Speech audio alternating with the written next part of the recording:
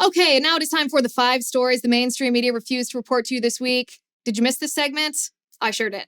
Okay, story number 1. Black Lives Matter rioters looted a jewelry and clothing store in the city of Philadelphia. This happened after the death of George Floyd, and this store has been closed ever since. According to the Federalist, MN Fashion and Jewelry, the store in Philadelphia, has been closed ever since these rioters looted it. The owner's name is MSM Sadiq. The story told by the Federalist is chilling. The owner watched his own surveillance cameras as looters decimated his store. He had owned this store for over 20 years. He sells everything: cell phones, games, jewelry. It was ransacked by these criminals. Okay? Ransacked by the criminals. Do you want to know how much they took from him? How much was destroyed? $200,000 worth of goods. He said after this devastation, after he was the victim of this horrendous crime, he had to clean up his store himself. This is what he said, and I quote, "Everyone was watching, but no one was helping." This man is an immigrant from Bangladesh. He came to America to live the American dream. And then he watched on his own surveillance cameras as Black Lives Matter thugs, rioters, looted his store. As if that's not bad enough, before he was the victim of this crime, his store had been closed down for 2 months, because of COVID-19 lockdowns. Even after he was allowed to open, this according to Federalist reporting, he was only allowed to have 2 people in his store at the same time, just 2 people.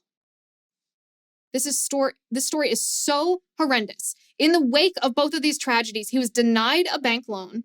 He got no coronavirus aid, none whatsoever. He said he had to ask his neighbors for help. The Federalist reports that he now says that he is, quote, suffering profoundly, and he has lost everything. This story, it guts you. Kudos to Gabe Kaminsky at the Federalist for reporting this, but did the mainstream media report this story to you? No. The mainstream media does not care about an immigrant business owner who was not only destroyed by government-mandated lockdowns, but destroyed by Black Lives Matter looters and rioters destroying his store. They don't care. A school board in the state of Oregon is going to require classrooms to fly the American flag. Now, if the sentence stopped there, that might be a pretty good sentence, but I regret to inform you that is not where the sentence ends. The school board is going to require classrooms to fly the American flag, the Black Lives Matter flag, and the Pride flag. The Daily Wire reports that on May 6th, the Gresham Barlow School Board, this is obviously in Gresham, Oregon, updated the district's flag displays and salutes policy to reflect the progressive values of the board. The proposal would require the school board to provide an American flag, Pride flag, and BLM flag for each and every classroom. In lieu of a flag, a poster for Black Lives Matter will suffice, according to the policy. One of these school board members wants to ensure that all 3 flags are the exact same size. She wants to require that. Okay? When someone in this school board meeting brought up the fact that this might cause a problem because not everyone agrees with the narrative of the Black Lives Matter movement or the ideology underpinning a pride flag, one of the board members told the colleague who brought up the concern that she was, quote, pushing white supremacy. So now, if a public school classroom doesn't fly the Black Lives Matter flag and the Pride flag, they are pushing white supremacy, and any parent who has a problem is pushing white supremacy. This is, if it weren't so widespread right now in our country, if this weren't the goal of the radical left, it would be hard to believe. During the same committee meeting, the school board also reviewed the policy, this according to the Daily Wire, on the Pledge of Allegiance. The updated policy asked students to recite the Pledge of Allegiance, quote, at least once each week during school and school year, and recite, quote, a land acknowledgement each week, and recite the Black National Anthem. A land acknowledgement, for those who might not be familiar, is basically saying that you are living on land that was stolen from the Native Americans. But did the mainstream media report on this propaganda, this radical leftist Marxist ideology that a school board is trying to impose on every single classroom in their district? Oh, no. The mainstream media did not care to report on that. They do not care about indoctrination in public schools. Kudos to Chrissy Clark at the Daily Wire for reporting on this. Okay, a Michigan restaurant owner who was jailed She was put in jail for 4 days for violating Governor Gretchen Whitmer's COVID-19 restrictions, draconian mandates, says that Whitmer should face the same penalty for violating her own mandates. I don't hate this idea. Why should Whitmer be treated differently than her own citizens? Okay, so we talked about a couple days ago the fact that Gretchen Whitmer was caught. There was a photograph of her that was released violating her own restrictions. She was in a restaurant that was supposed to, because of her dictates, have a capacity limit, and they were only supposed to be 6 people at a table, and the tables were supposed to be social distanced. Well, Whitmer was at a table with 12 people, and the tables were pushed together. Okay, she literally violated her own rules. You cannot make this up. Newsom does it. Pelosi does it. A whole host of local public health officials do it. Gretchen Whitmer is also a hypocrite. She violated this. Then, this is the update to the story. Within days after she was caught violating and issued an apology, which I think is garbage, she rescinded the COVID restrictions that she violated, right? She rescinded them. She was caught, and then she was like, well, I guess it's over. Let's just take it away. She rescinded them. So the woman who spent 4 nights in jail, she's the owner of Marlena's Bistro and Pizzeria. Her name is Marlena Pavlos Hackney. And she was reportedly jailed for 4 nights and fined over $15,000. This is just a couple months ago in February for doing the same thing, for failing to comply with the coronavirus restrictions imposed by Gretchen Whitmer in Michigan.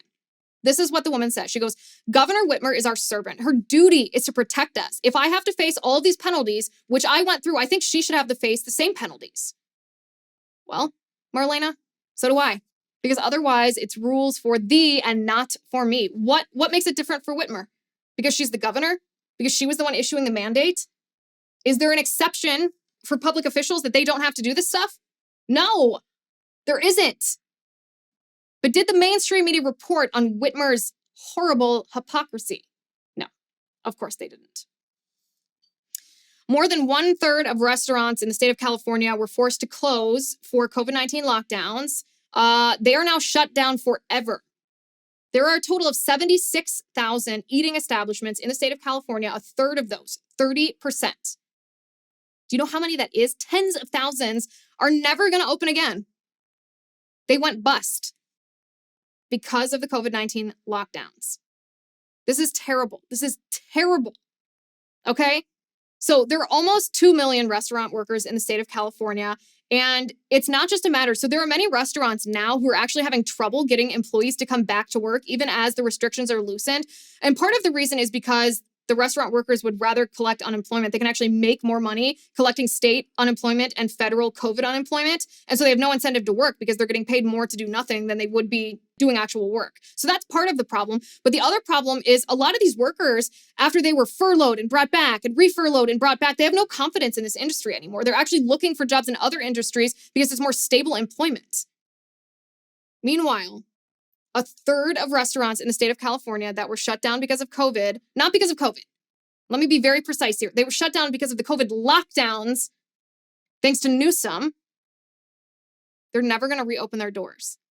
That's devastating to the California state economy. It's devastating to these business owners who've poured their hearts and souls and their bank accounts into their businesses and the people that work for them and their families, their children, and their spouses who rely on them. A third are closed for good.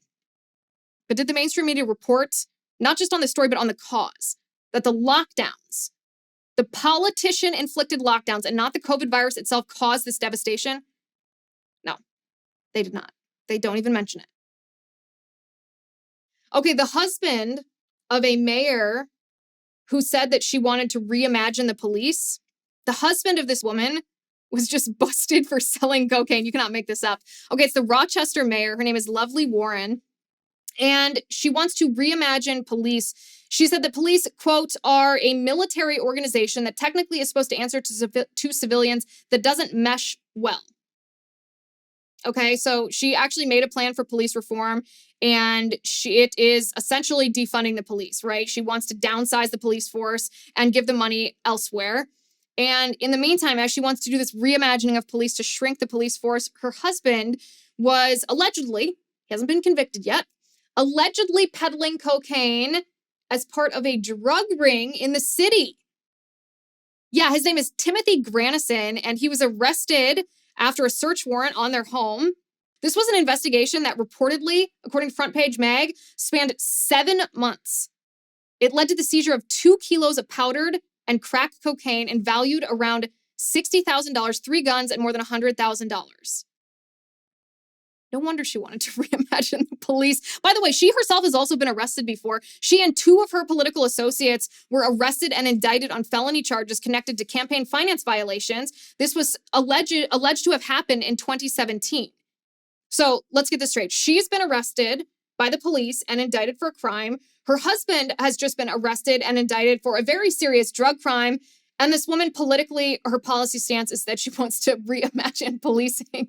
I mean, this kind of nut job, who even voted for her? This is absolutely ridiculous. But did the mainstream media report on this? This absolutely insane progressive hypocrisy? No, they didn't. Since they will not report it to you, I will.